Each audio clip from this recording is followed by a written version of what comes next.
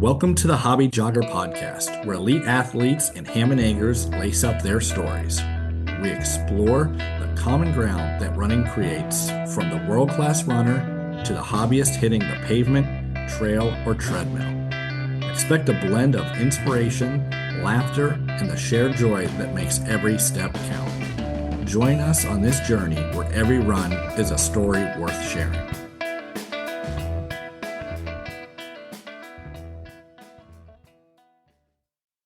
Welcome to this week's episode of the Hobby Jogger. Today, I have my co-host, Mr. Rob Myers, back with me. Rob, how are you? I'm doing well. It's a bit cold, so dressing for the occasion when I went out for a run earlier today, but looking forward to a little bit of warmth. Yep, broke out the vests, the gloves this week, the hats, so it is officially winter here in Ohio. Not looking forward to it, but I am looking forward to this week's guest. We have Mr. Bill Armstrong on. He is the founder of Neversecond Nutrition, a company which I speak fondly of on this show quite often. Bill, how are you? I'm very good, and thanks so much for having me in. Absolutely. Thank you for coming on, and we certainly appreciate your time and kind of get to know you, get to know the product a little bit better, other than just, what I use here. I actually have the box that it came in, my Neversecond box right here. All right. Nice to see. Yeah. Never throw away a good box. You never know when you'll need it again. So kept that around. And just to start out, Bill, what is your athletic background? Because I assume you had to have seen a need for some of the products that you have. So you must have some sort of athletic background. Yes, for sure. My background is as a runner. I'd say I was a halfway decent 5,000 meter up to marathon runner, though it's a very long time ago that I was actually halfway decent. And I kind of decided to stop competing when I was about 27. And then shortly after then, I met my wife and started my first business. And we basically built products for brands. And it was very early in the kind of the evolution of brands hiring out their development and manufacturing. So my wife and I kind of started this out of the basement business that way outgrew us over a 20-year span, and we were acquired out in 2018. And then tried retirement for a short stint, and made it about a month just to see what that felt like. It wasn't something that was right for me. And so I started really thinking about how I could combine that real love of working with me. Even though I stopped competing as an endurance athlete, it's something that I do every day. And so I really was looking for a way to really combine the product development expertise with working with people that they're the people that the community that I hang out with, and that's endurance athletes. And that was really how Neversecond started. Yeah, I mean, you have to have a problem to solve, and you have to experience the problem, I feel like, in order to start a brand. I mean, that's what I have, a sauce company. It's a barbecue ranch company. And yeah, so that's kind of how we started it. People think, well, why did you start a sauce company? There's a million sauces out there. And I said, well, there was no barbecue ranch sauce that you could just go to the store and buy. And I didn't believe it when they came to me at first to do it. I was like, no, there's not. There's a barbecue ranch sauce. There has to be. That's preposterous that you would suggest there's not a barbecue ranch sauce. And sure enough, there wasn't. And so that's kind of how I got into it. I saw an open lane in a otherwise, very saturated market, and it kind of took off for us. So that's, I get that. That's a great story. Barbecue ranch sauce was born, huh? I love it. Yeah. And here it is. So I, as a, proprietor of a brand, I certainly understand the, how you can see that and look for that vision of something new. And was there anything like that, like my barbecue ranch not existing? Was there something that you saw going, being an endurance athlete and a need that made you kick this off? Yes, I think, well, when I was running, at that point, I became aware of some of the early performance nutrition companies. And back then there was a brand called Cytomax, which you may or may not remember. Power Bar was really just getting off the ground. And I was really fascinated at the time. I mean, it was amazing that brands were making products for us as endurance athletes. And I really liked that. But I was always fascinated with also the arc of how brands start with a certain goal, and then somewhere in that 5 or 10 year span, they start to pivot. Strangely, they end up in gas stations and convenience stores and so forth. And I was really fascinated by that arc. And then as I started my other business, before Neversecond, we worked with hundreds of brands over the 20-year span. You see that arc a lot. And so I was really fascinated, and it really begged the question for me, could you build a performance nutrition brand that stayed in its lane, really focused on high performance, really serviced the community, really spent time at events, and really became kind of synonymous with the culture of endurance athletes. And that's really what we set out to do. I started talking to some friends. In the beginning, I wasn't really sure what we would do. I knew that we wanted to work with endurance athletes and we're exploring performance nutrition as really the main arena, but wasn't exactly sure how, what the products would be or what our voice would be specifically. And I was put in touch with Oscar Yikendra, who is a well-known Dutch scientist. And we had an initial conversation, hit it off, and we started talking about how we might be different. What he said really struck me. At that point, we had that kind of pivotal conversations that so many brands have, which is this brand necessary and should it exist? And I think from Oscar's conversation with me, I was convinced that Neversecond really had a unique voice in the space. And that was really how we started. Did you have the high level idea when you were still CEO at WhipSmart, or was it, hey, I'm done with one company, I got to do something else. I'm an entrepreneur. It's in my blood. And this was an idea before. Or what was that process like going from one company to the next? I really loved the time at my prior company. I absolutely loved it. When it was time to go, it was time to go. I still sometimes, if I see work that's adjacent to what I was doing, then I'm like, oh God, I just feel the love for what we did there. So we really created some amazing products. And it was the joy that we took from that was giving someone who has an idea and a brand, and sometimes it's a developed brand, sometimes it's a startup, but kind of making the vision that they have of what their product could be and bringing it to life. And that was really, I think, the thrill that we used to get out of that. I have to say, once we exited the business, I had absolutely no idea what I was going to do. And until I started waking up in the morning in that kind of trial month and saying, okay, my wife had things to do and my kids were heading off to school, I was like, okay, what am I going to do for the rest of my life? And I started to really think about what gave me joy, and that was working with people. I love being around people and working with people, and I missed that. I do recall that I had a conversation with another business owner who had exited their business, and he said to me, and it was, I think, real, and it was pretty visceral. He said, I woke up and absolutely no one was looking for me. And I was like, I started to feel the same way. And I was like, what? I really missed working with people. And that is the really strong part of what keeps us going. And this past year, I was at 32 events. It's a thick schedule. Next year, it looks to be even more. I think a lot of people would say, well, it's too much work. And a lot of times I find that people will kind of paint this picture where life is either work or it's play. And I have to say, I feel very lucky that I don't feel like a lot of the work that I'm doing, it doesn't feel like work. I really actually truly enjoy it. I love having conversations with endurance athletes and being at events. And I love chasing our athletes around and watching them do amazing things. Yeah. And you do have quite the lineup of some very good athletes, and you got to see some exceptional things this past summer that your athletes performed. We were there for at least two of the performances at Western States. Were you there, Bill? I was there. I've been there the last 2 years. 2 years ago, I had my first trip there, and it was just everything that I had imagined. When we entered as a brand, we started really with very cycling heavy, off-road cycling heavy. So we entered trail running a little bit later and kind of staggered it. Obviously, as a runner, it's always been a deep love of mine. So watching our athletes at Western, which is to me kind of this, there's just so much kind of story that goes around Western and history that goes around Western. It was absolutely fantastic. And I look forward to going year after year. Yeah, we look forward to going back next year as well. And I thought when we set this up, and I try and go into things without knowing a whole lot of background so that I don't, kind of poison the well, so to speak. But I thought that you were going to say that you had a cycling background, because I've always known cyclists to be a good decade ahead of every other sport. when it comes to just about anything, nutrition, training, gear, everything. So in my mind, I thought you were going to be a cyclist, Bill. That's what I thought.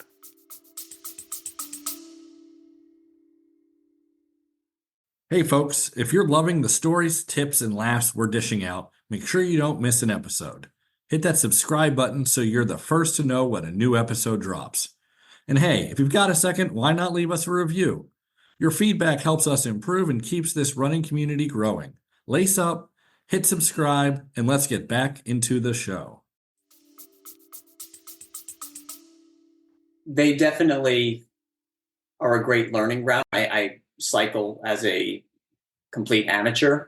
I'm, I guess, a runner who's a bad cyclist. I certainly crash a lot, and I'm certainly not nearly as good as of a cyclist as I ever was as a runner. But certainly, I think when we look at the trends of where things are going from a kind of a sophistication of fueling protocol, cyclists really oftentimes lead the way. Triathletes as well certainly lead the way, and then trail running has been, I think, a little bit more of a holdout culture, and I understand why. I've done many races as a competitor with minimal, if no, nutrition, and so I have a little bit of that kind of minimalist mentality. But I've learned a lot from the time we started Neversecond about the importance of fueling, and learned a lot from Oscar. And we're obviously working with so many athletes. We see the tremendous positive impact that proper fueling can have for them. So, and I do think, looking ahead to the future, I think that runners are very quickly evolving. If you look at the athletes we work with specifically, they're overall quite focused on the details. And we look at it like, hey, many people look at fueling as a small thing, but it's those small things that, especially in ultra running and trail running, they can make a huge difference in leveling out high quality performance. And Bill, have you noticed in the past 2 years, more and more of the hobby joggers, the middle of the pack, back of the pack, they're paying attention to nutrition? Because it seems like the elite runners have been paying attention to it for a little while, but now I'm noticing the people that Casey and I run with, middle of the pack, back of the pack, starting to dial it in a little bit more versus just eat a bunch of pasta the night before and wing it. I think it's a great question. I would say we do a lot of events and we talk to athletes of all abilities, right? Obviously, with the professionals, where they have a lot at stake, they turn over every stone. With the middle of the pack and back of the pack, we're definitely seeing a change. A lot of times we're asked, is this just for elite athletes or high level athletes? And it's really, well, if you look at it this way, I think it's really more about making sure that all athletes can have their best day. And so even if you're a middle of the pack or a back of the pack runner or cyclist or whatever your sport is, if you're able to have a better day and get through the race, not DNF, not kind of fall apart mid-race, not bonk out, that's a win. And so we are seeing a lot of that interest. We do a lot of races and we're at a lot of events, and we definitely see the middle of the pack runners to the back of the pack runners asking more questions about how to do it right. And, I think for us, we simplify that process so it makes it, usually when we meet them, almost all athletes bring this hodgepodge of things that they're doing. Once we start talking to them, usually very relieved at how we can simplify their protocol and get rid of a lot of the noise. And that's probably the biggest challenge for us, is kind of giving them instruction that they can, which oftentimes involves discarding some or most of what they're doing and simplifying how they're doing their protocol. Yeah, I know for me personally, recently, at my first DNF, great motivator to pay attention to nutrition. Here on out, I'm going to try to dial it in versus just wing it. Yeah, for sure. Absolutely. It makes such a massive, this is the first year starting this summer that I actually took nutrition a little bit serious, where I was like, okay, I'm getting tired of the last 6 miles just being a zombie walk struggle. Like, it's not fun. I need to figure something out. So this summer was the first time where I took it serious. Other than falling on my face at Laurel Highlands, I felt really good. Like, that was different. But then Grindstone 50K, I I had a plan, like, because like you said, there's a lot of noise out there. There's a lot of do this, do this, do this. I just simplified it. I made it very easy. I followed the plan to a T, and it was the first time the light went off at like mile 23, where I could tell I was getting, because I like to start out easy, kind of work my way through, and I got into better runners. Like I was like, these guys aren't just giving it up. Like they're actually going up this last climb. They're running hard down the downhill. But this was the first time, and I used Neversecond, that I actually felt good at mile 23 to 31 of a 50K. And part of it, thanks to your company, was the simplification of what it is. For me, the hobby jogger, for me, the mid packer, kind of break it. Well, you do a very good job of breaking it down. Like, hey, here's what it is. Here's the protocol. Like, just your website's very easy to use of what's in everything. I did get confused with the one mixed drink. I didn't realize it was, you sold it in a pound bag when I ordered it. So I got a pound bag. I was like, oh, that's surprising. I didn't look at it, but you guys were definitely helpful in aiding me to get across. And this is not a paid promotion. I've only paid for your product, Bill. I've never once received anything for free, but I just enjoyed it. And you're absolutely correct that it does assist the middle of the pack just to make our experience more enjoyable, to be honest. Yeah, well, thanks. That's really nice to hear. And honestly, we hear that a lot, and it's something that we actually, I think when Oscar and I started, we talked about, when I asked him, hey, is there a point to us being around as a brand? He said to me, and I think he really, I think, captures it well, because he's been really at the forefront for 25 years. And he said, if people haven't gotten much better at fueling, primarily because you just have brands throwing products at them. They make a one-off gel and they say, here, take this gel. Here's this drink. It's the best. And what happens is athletes inherently have this really confusing message and they're constantly switching brands and really chasing their tails. When they have a problem, a lot of times they can't pinpoint why, because they're taking gels from two different companies that have different carbohydrate compositions. They have arbitrary nutrient values. They have some products contain sodium, some don't. And so when they have issues, a lot of times, whether they can't keep track of what they're taking in or they develop stomach problems, a lot of it's because they're just taking either poor quality products or taking too much or too little of one thing or another. And so it can be a bit difficult sometimes when we talk to athletes at expos and at events, and they're inherently, they'll feel that, well, they're trying to sell me something, right? I think for us, yes, of course, we're a for-profit business, but one of the things we're also trying to do is actually help them just improve their protocols. They have a better day and they know what to do. And from speaking to so many athletes, I would say the vast majority are mixing stuff together, and that's really probably one of the biggest sources. And you have a lot of these shopping mall type stores, these e-commerce stores, where they're buying different things and trying different things, and that a lot of times can lead to those that kind of it's sending athletes in the wrong direction, which is selling them different stuff, but not necessarily selling them the right things that help them do their job better. That's one thing where I know what you mean by the shopping mall, where I don't shop there at the shopping mall. I want to buy, whether it's shoes, whatever, I want to buy it directly from you, Bill. Like I do have a third-party logistics shipping company that I'm part of, where we ship for other brands. And I don't like dealing with those brands because a lot of times they want to tell us how to ship things when they don't know anything about shipping. We've actually fired customers for it that were ours, that we just, hey, this isn't going to work. We're not going to be held liable for your broken products when you don't want to ship them how we recommended to ship them. So I know what you mean with the third party, the shopping mall, which is, I don't think I can buy your product, correct me if I'm wrong, anywhere but from you, but I can buy it via Amazon, correct? We made a deliberate decision to sell on e-commerce retailers who are non-endemic, meaning they don't sell a bunch of different nutrition products and mix and match products there. So for instance, we love our friends at Running Warehouse. They're great to work with. And Competitive Cyclist, also amazing to work with. We have our own Amazon store, and the reason we do that is we can really control our own narrative. We can make sure that athletes get the right information, and then we also work with a fast-growing number of retailers. Like I think we're probably close to 300 retailers in the U.S. that we work with, and that's growing very quickly. For us, it's really important. We love brick and mortar specialty because we know athletes go there to usually get high quality information. And our job is to, as we move into kind of 2025, is to do a better job of educating retailers to make sure that they're experts in what we do.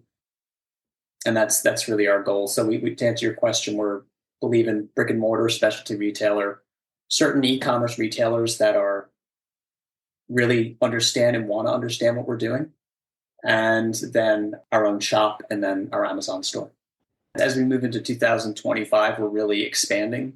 We've really grown organically for the first 3 years, really. And, you can't push too hard when no one knows who you are. You have to kind of earn your way. And so we've really kind of spent our time in the trenches. And so as we move into this next year, we're starting to really, now we know, and we're also testing through those first few years, what works and what doesn't work. And so we'll be, as we move into 2025, really pushing our brick and mortar, and we know we like the way it works. We like working with them. And so that's something that we're going to definitely increase. We always obviously need to find a balance where we also protect their local business and make sure that they're, that they have proximity and they have the ability to succeed and to do really well with our products. That's something that we're really excited about as we move into 2025. So Bill, you just mentioned something with the product when you were going through testing. I've always wanted to ask this question to somebody like yourself. What is that process like? Like, you come up with the idea, you're working with your mad scientist partner, and you're putting together the formula as it exists today, like the gel. What is the testing like? You come up with an idea and then you try it yourself and go for a run and then report. I mean, what does that look like? Well, I think one of the things that we brought to this industry, because it is the development side, I was a little bit surprised at the lack of sophistication. And so we came from dealing with a lot of personal care brands in the United States with our past business. And that process is really, for the most part, well regulated and guided. So when we came into here, we kind of brought that skill set into this space.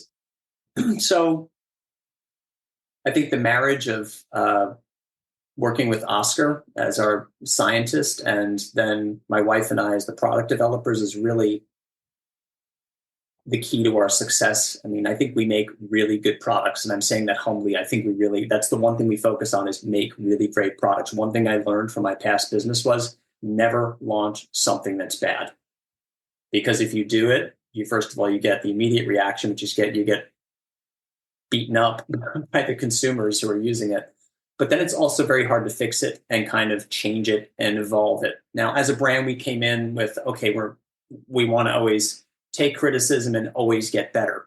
But we also don't want to, there's a balance there. We don't want to launch products that are substandard. So what that typically starts with is a brief, which is, what do we want to achieve with this product? And everything we do, having a really strong foundation of kind of what are the rails that guide our development, is really important. So working with Oscar, he's no nonsense. And you can't really steer development off the rails with him. He has a very strong credentials. He's a key researcher globally. So when we say something, it has to be right, or at least true. And we have to be very careful with the claims we make. And so that ultimately lands in a product. So give you an example, we're going to make a sports drink. It's got to be 2-to-1 glucose to fructose in terms of composition. It has to have 200 milligrams of sodium per serving. We're going to have mild flavor. It's going to be pH neutral. And then once we have that brief, we turn that over to a manufacturer, and then we start doing submissions. When we land on something we like, then we do testing with our athletes. That's why I think the step that a lot of brands skip is they just say, okay, this is great, let's launch it.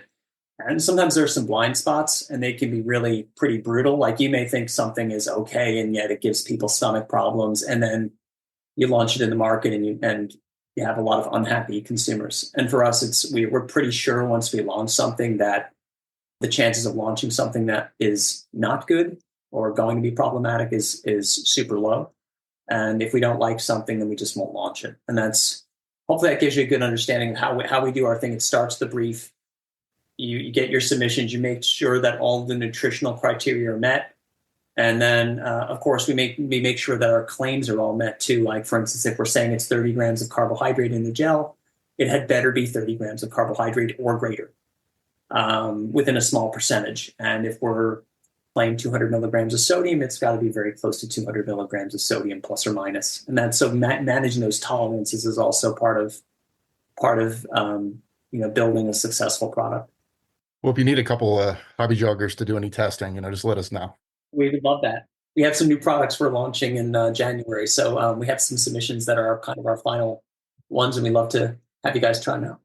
Is there anything you could tell us about right now? Any new products coming up? I was told to ask that by Mr. Will Walmsley. So okay, so one thing we're not is very slick. I would say, meaning like we're not like don't tell them this, and we're kind of like open book. Just for us, I'm not really good at keeping secrets, and honestly, I don't even understand why. Like you're taking maybe some of the excitement out of something, but I mean, right now as a brand, we're working on products that are we're still, I would say, finalizing the standard system of products. So, and making sure that we don't have any holes in that.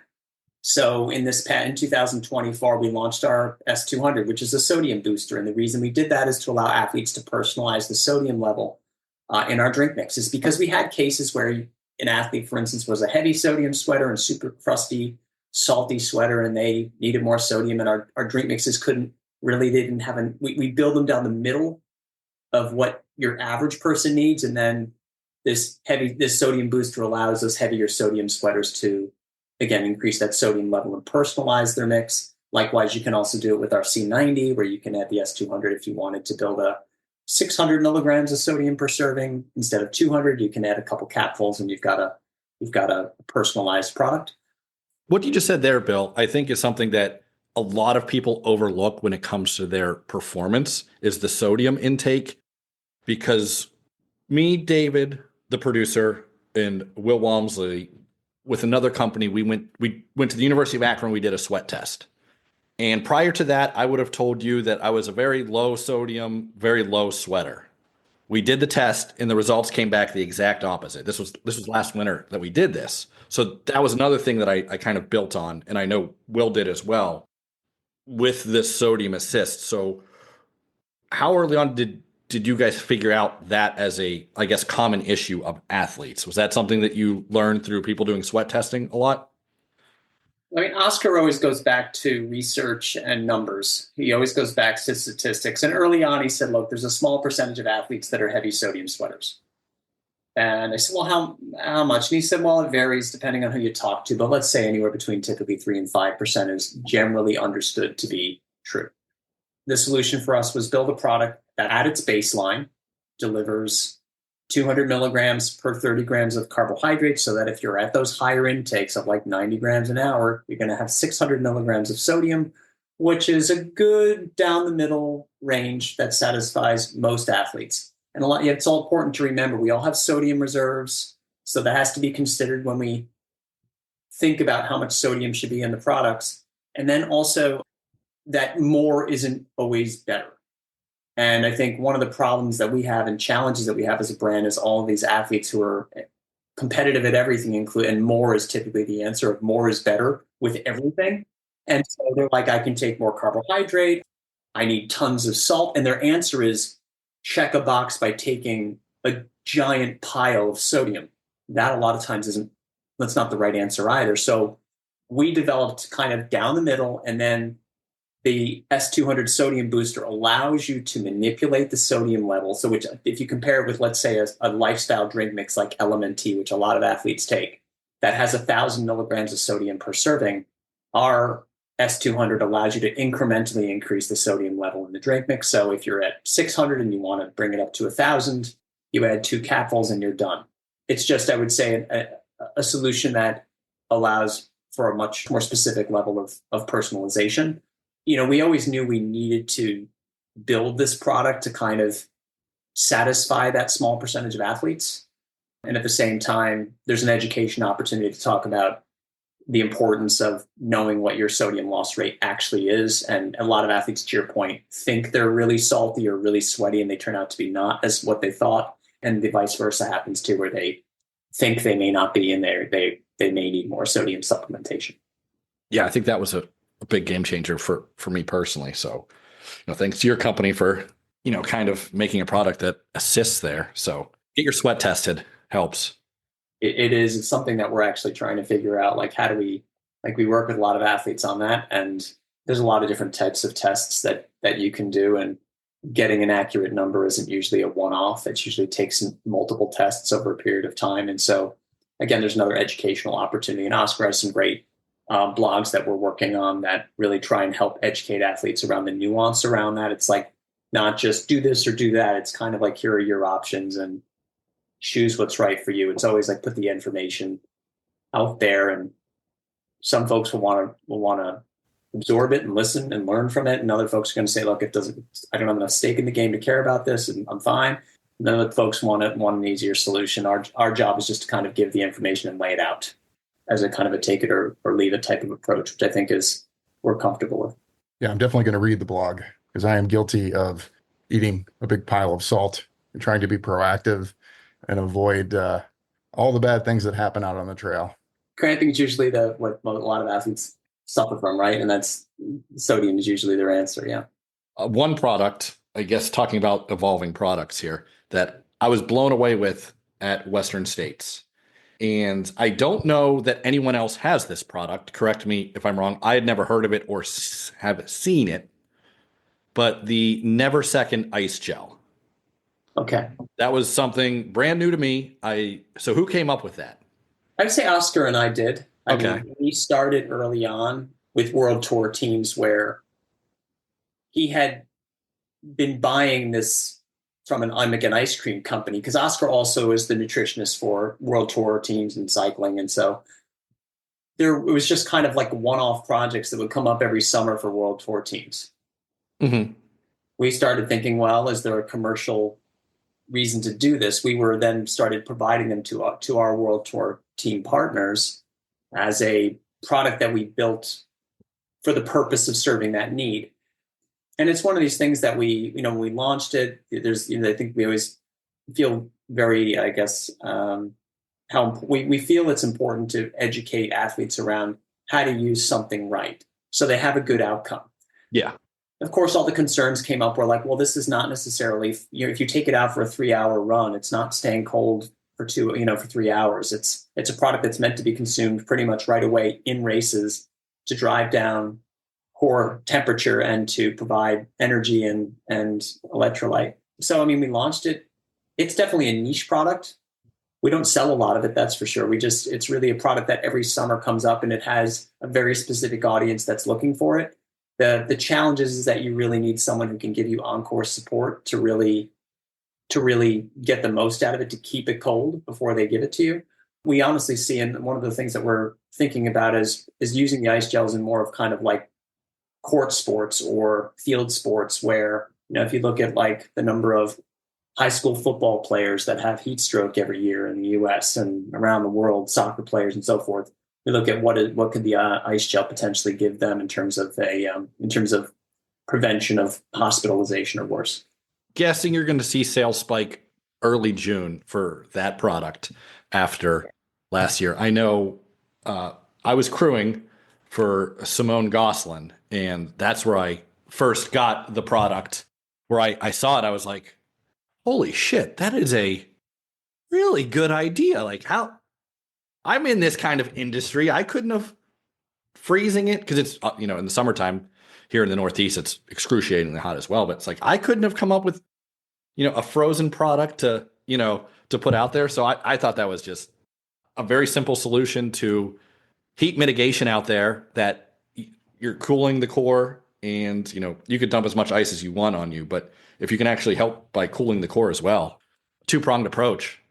We definitely think that we haven't given up on it. It's something that we do. Again, it has a really specific use, and we think it's a cool product. For us, it's always, when we come out with these products, it's kind of like uniquely innovative. In this case, the ice gel has been copied by a few brands in Europe that we've seen, and that's just kind of the nature of things. But overall, we look at it as a win. It's a product that helps athletes, and it's something that was challenged us, make something that, it kind of eats almost like a snow cone, and it doesn't freeze into an ice block. And that's a lot of, so we got really what we wanted to get out of it. It tastes great. Athletes who love it really love it. It's just a matter of we have some athletes who will say, wait, I can't, when am I going to take this if I'm just training? And I'm like, it's kind of not for training really, and that's just a matter of understanding how to use it. I will say we had a little issue with it because we were the B crew, which has about a 3-hour drive from where we stayed to we're the first crewed aid station.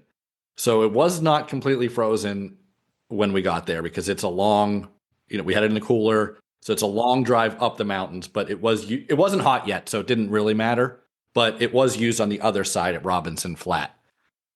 I know that drive you're describing, and yeah, that is probably the challenge, is keeping it cold over a long period of time, which is it's something that we're like, how do we make that better? But it's a lot of it depends on how cold the coolers are too, and time and everything else. So. Yeah, it's something we could have done a little bit better as a crew to keep it colder. We were kind of just a little bit of a whirlwind to get up there and first time crewing there. So, but yeah, that was pretty cool to see, like, this new product. And a few people asked us about it, like, what is that? I can't say. I don't know if I'm allowed to say, so I can't say. Yeah, and that's yes, Simone I've mentioned it a couple times in the show, but I say, like, we got asked to crew a random person from France, but he's very much not random. He's an incredible, skimo athlete, mountain runner, coach as well. When he talked to me about the product, that's when I really was like, all right, this guy trained some of the best mountain athletes on the planet, and he's using it. Maybe I should listen to the man here and heed his advice. So, Bill, that's how I was kind of, swayed over to the Neversecond category, I guess, of users. Thank you. I was going to say, a lot of the skimo athletes we work with, obviously Katie Scheid, and she does a lot of skimo, and a lot of the also the athletes in the States. I did a bit of Nordic racing as well, and some of the athletes that use the ice gels actually in the winter, because they're like, well, it never actually freezes, and it's a good energy source for them. So I don't know about eating but even in the cold, you can really kind of get heated up like a furnace. So it just gives you some energy and can sometimes cool you off temporarily as well. So yeah, I don't know if I'm eating one in the wintertime. I appreciate the people who are, but I was freezing last weekend, and I couldn't imagine eating one then. I'll stick my Neversecond Icy Pops for. I'll wait till the summertime to use mine. Fair enough. Yeah, Rob, you haven't tried one of those, have you? No, not yet. Looking forward to it. Yeah. Back in the day, I used to play a lot of tennis, and I could have used it then, where you need to lower your core. I mean, maybe you have to eat a couple of them to do that, but playing tennis outside in the hot sun, it's pretty rough. We started to see with some, even watching like tennis matches on TV, you start to see athletes using product. And I'm like, if there was ever a use, it would be those 5-hour tennis matches in Australian Open, or even during the US Open, when it gets pretty hot in that kind of early, late summer, early fall, it gets really hot. And it's just like, gosh, they could really use something like that there. So I'm actually going to recommend it. Myself and Will were on a rugby podcast. We played rugby together for Akron. And we were on a rugby podcast with a couple guys from the Pittsburgh team. And they asked us, like, how do you guys stay, you're running these ultras, how do you stay fueled? And we explained it to them. And they go, oh, well, do you think that's something we should have at halftime? Like, do you think that would help? And I was like, yeah, absolutely. Like, you should definitely have a snack in the 10 minutes you get at halftime. Don't be buffoons, because you're going to prevent, the bonk effect of an 80-minute, rugby game has on you. And so they started, I don't know if it's directly correlated, but they started eating at halftime, oranges, snacks, whatnot. And now they're going to nationals, the Pittsburgh rugby team is. So I'll have to find out if there was a direct correlation, but I'll let them know, because it is hot down there in St. Louis, where the finals are, the Midwest finals. So I will let them know about the ice bars from Neversecond for you. See if I can get a sale for you. Thank you. We'll take it. Yeah, any sport, anytime, right? Absolutely. We deal with a few number of soccer teams, and for sure we see that they use the products. I mean, it's not rampant use, but they do use quite a bit of gels and drink mix as well.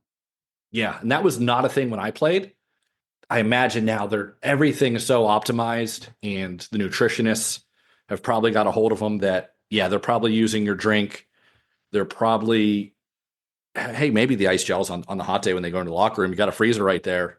Cool yourself off internally. And They all use this, honestly. Even, I mean, we're seeing proliferation of performance nutrition across like race car driving, motocross, a lot of these kind of pocket sports that to be frank, I haven't paid a lot of attention to. You know, I was like, motocross, walk me through that. And then you realize so many mountain bikers have a motocross background as well.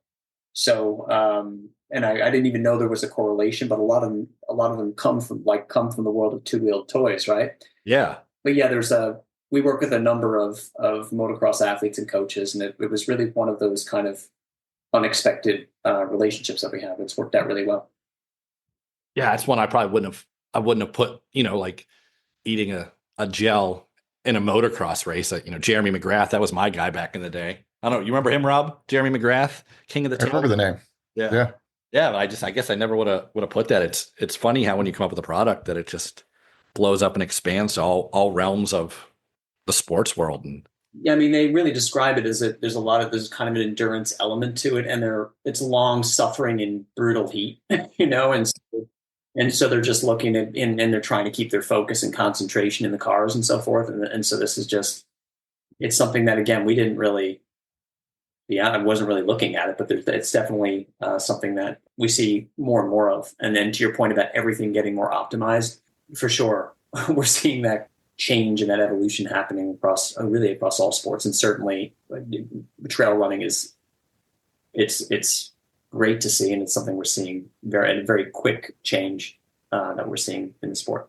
yeah, I think it's one that I think a lot of people are going to be surprised this next summer how fast people are going, because I think there's been a massive shift over the last 2 years, especially when it comes to fueling, Yeah.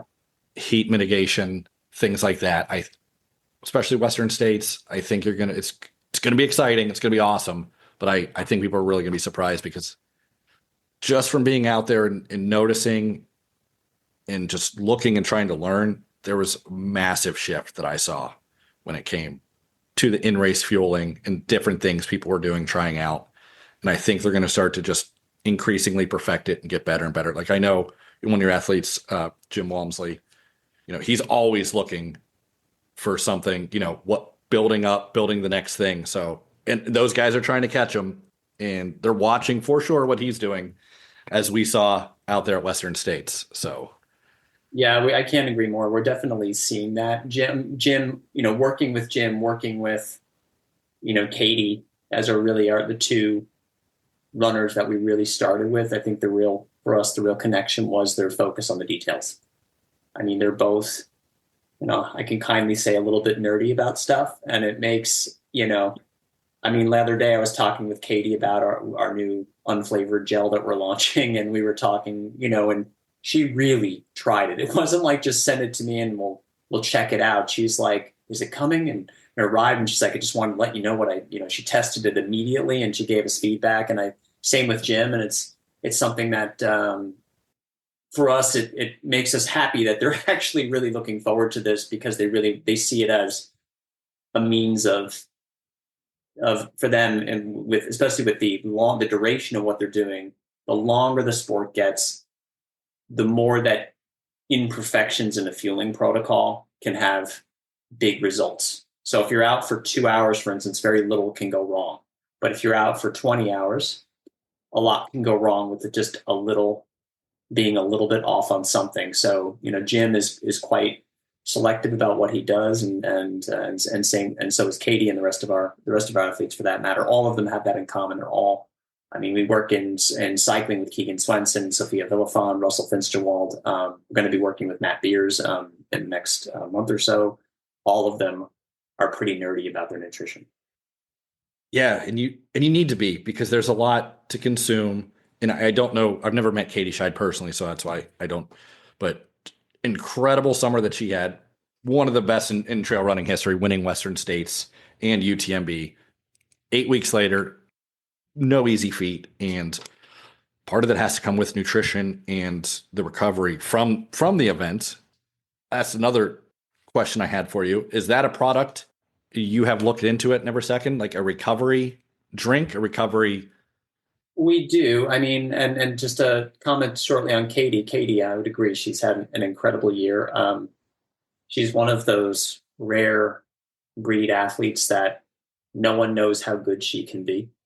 I don't think if you look even for the last 2 years ago to last year at Western, I mean, once she dropped like 57 minutes or something, already running at a really high level. I think that she's an extremely determined person, and she is really one of those leave no stone unturned athletes. She'll look for every little way to perform better, and what's what makes her and Jim, same thing. I mean, he's just this kind of rare athlete. When we, as a brand, we feel really fortunate to have the athletes we work with. They are a complete thrill for me to get to work with them, because it's just we get feedback from the leaders in the sport, not only from a performance perspective, but also from a kind of cutting edge in terms of evaluating every option to do their best. In terms of recovery, currently have a product called P30, which is intended exclusively to really help athletes increase their protein intake throughout the day. It's a whey protein isolate product. It is really low in carbohydrate. Some athletes have asked us, like, well, why don't you have a carbohydrate and protein recovery mix that you can take after a session? It's very simple. That's in the works. It's called P30C30. That's a product that we will be launching in 2025. That is really intended to help athletes recover right after session. P30 is really intended to help athletes increase their protein intake throughout the day. Not to say that you couldn't take P30 after a session. You may just want to take some carbohydrate with it, like a banana or something, but it's a really great product. It's an isolate. It's really easy on your stomach, which is one of the biggest challenges after athletes finish an event, is that their stomach is usually a little bit iffy. And so it's one of those products that I think it's really a premium recovery product. It's something that we always hear from athletes, that it's by far the best tasting and the least problematic from a stomach perspective. I mean, I've used a lot of protein products myself over the years, and I usually feel like I get a stomach ache from them. And this is the one product that I can take, and almost every other athlete that I know that has a more sensitive stomach doesn't have an issue with. I do have a sensitive tummy, so We'll have to send you some of this to try out. the carb protein one that you're releasing, I had a feeling you were, is what I'm definitely looking forward to. But yeah, anything easy on the stomach, I'm a big fan of. I know we're almost to an hour, so but I definitely want to discuss this with you, because you're definitely the most knowledgeable person that we've had on the show to talk about this.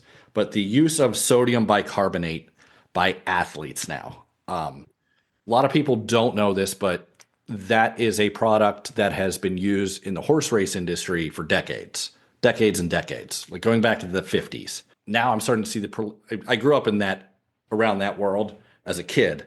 So now I'm seeing the proliferation of the sodium bicarb start to come in. First, it came in through cycling.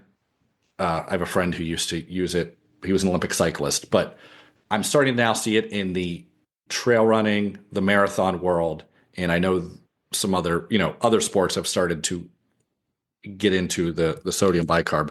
What are your feelings on sodium bicarb, and how do you make it easy on the stomach? Because I know that's something that's very important to Neversecond, as I see it on all your products, like easy on the stomach. And that is one that I have not had any luck with being easy on the stomach. I mean, this is something that I think falls into a category of be very careful what you take. We have, athletes always are looking for an edge, and they're so trained.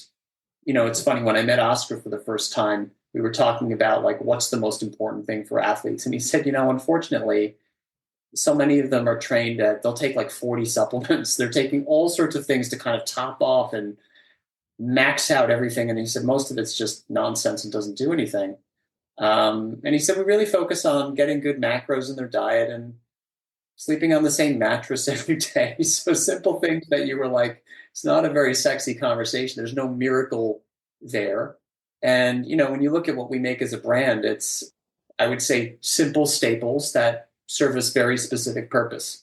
You go into something like S200, again, even though it's an innovation in terms of how you use the sodium booster, it's a next to nil risk product that is just meant to enhance our existing products. And And you go come over to something like bicarb ketones.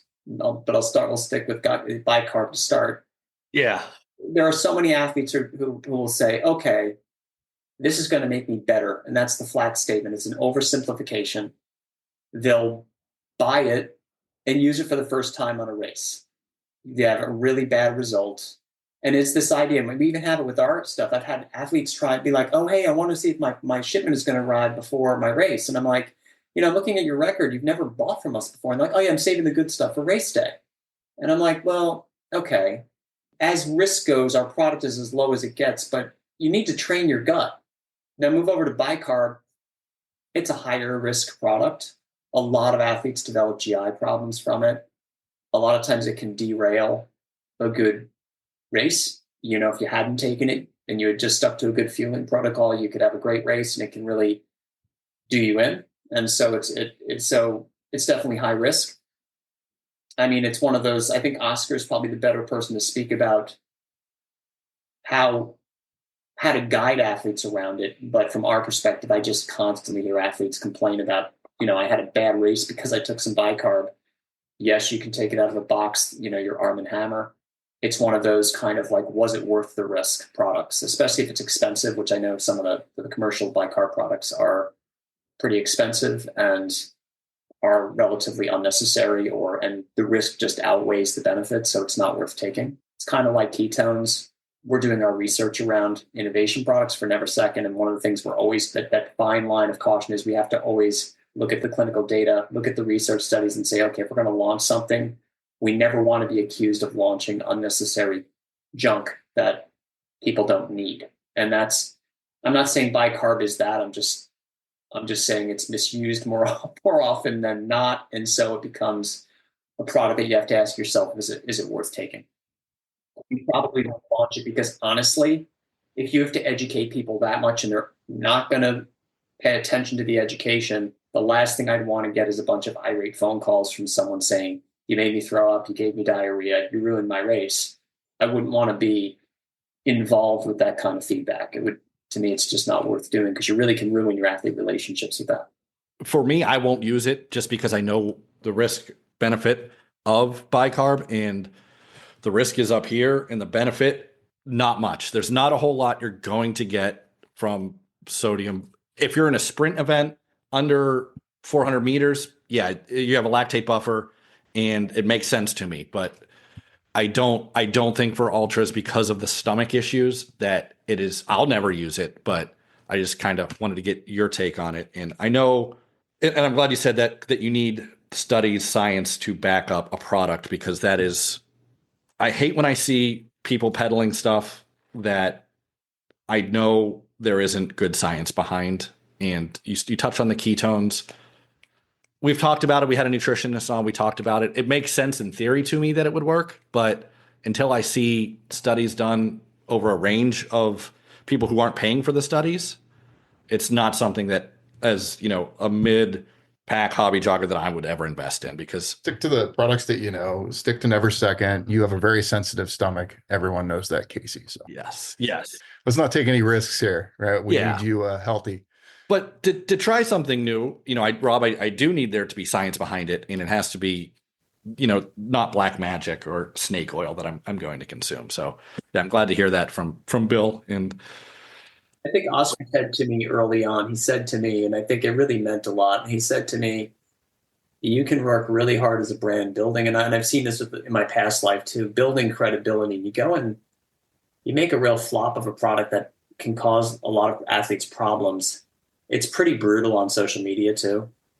I mean, even recently, and I can't name the YouTube, it was kind of like a YouTube talk show, but they evaluate everything about products, but it's in a very kind of cynical tone. And it's just like, I mean, because we said a product is pH neutral, they're like, well, everybody knows that and every product should be, so why do you have to claim it? And I'm like, well, we're providing basic information because a lot of people don't even know that actually matters.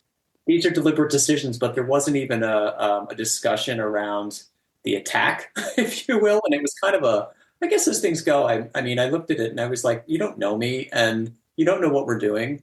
And we're actually trying earnestly to make a great product, this is harmless as the whole thing goes. But I guess my point is you can undo a good reputation really easily by making something that causes people problems. I mean, if anyone has a problem with anything, I usually will hear about it. We've had, as a brand, maybe 2 product returns, and it's because they didn't like the flavor over like 3 years. And that's really, to us, like, makes us happy, because it's like, in the end of the day, everyone was happy with what they bought and that they feel good about it and they have a good relationship with the brand, and we didn't burn the bridge. As a brand owner myself, it's super important. And we get asked all the time when we're launching something new, and it's like, man, it's tough because everything we do well with what we have, and we've done, we do a good job making the basic things. And if we go out and make something abstract or crazy and it doesn't sell, it would hurt the brand. It hurts your other brands. Like, well, you made a bad product here, the stores.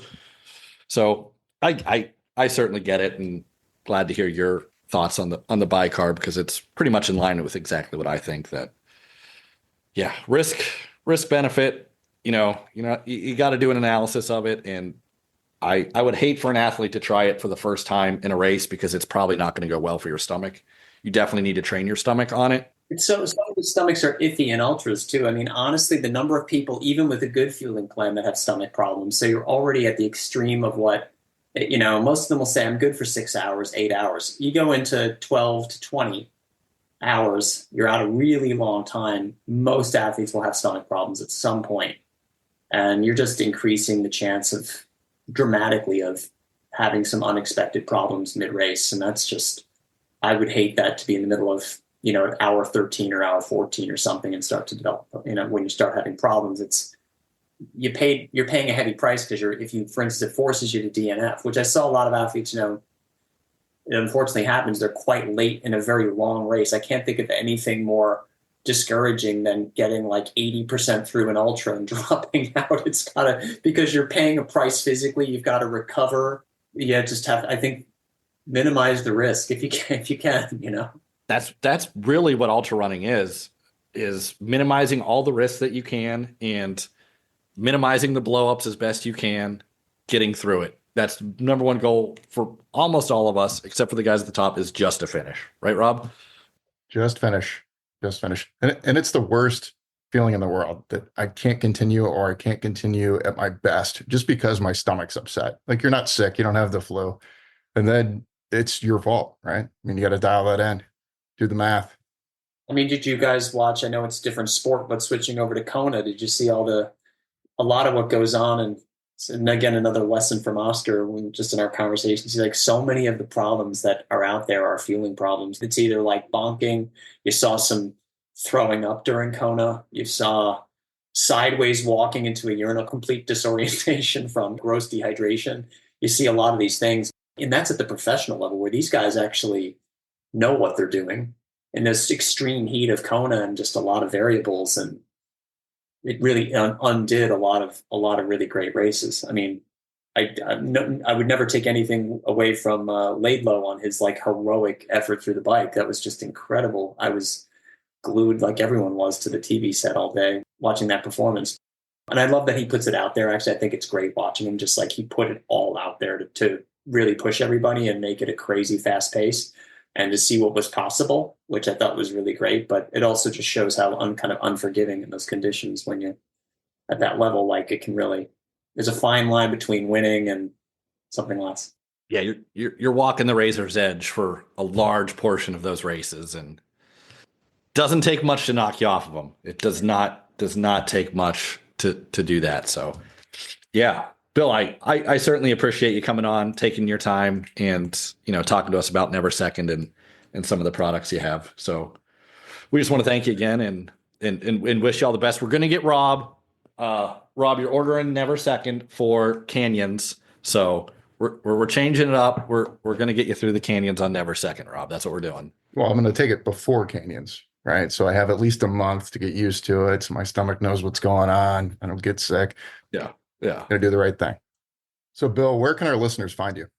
We are online at never2.com.